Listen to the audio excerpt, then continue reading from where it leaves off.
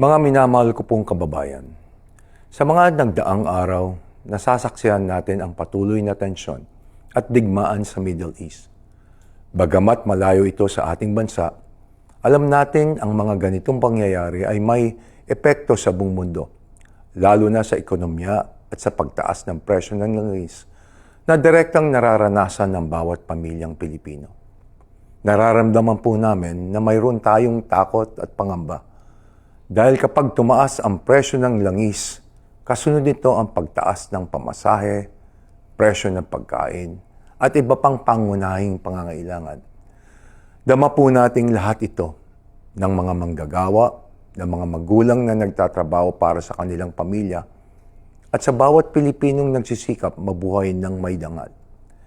Sa kabila nito, nais ko pong ipabatid na hindi po kayo nag-iisa sa pagharap sa mga hamong ito.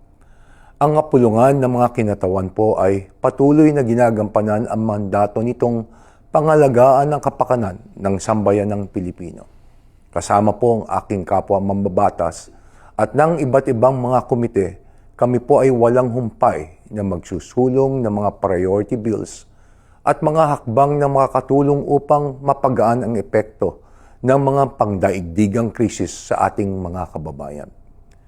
We recognize that this is a challenge we must face head-on, which is why the House of Representatives will work with the executive to focus on the measures that will help cushion the effects of rising oil prices on the various sectors of our economy, especially our workers, commuters, farmers, and small businesses.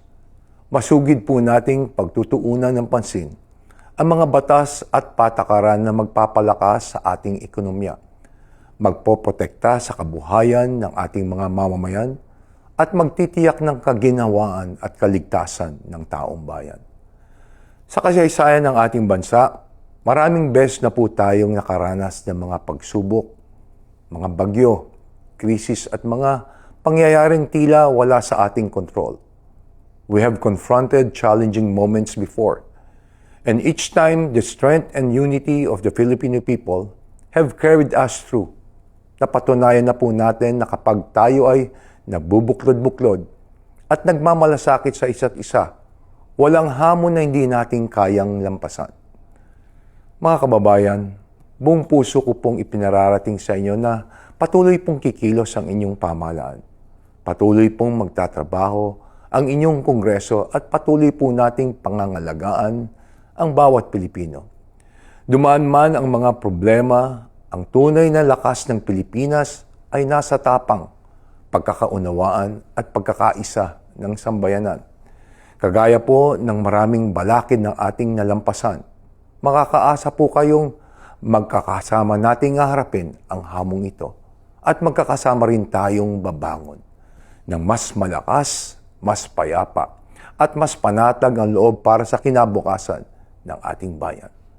Maraming salamat po. Mabuhay ang sambayan ng Pilipino at pagpalain nawa tayo ng buong may kapal.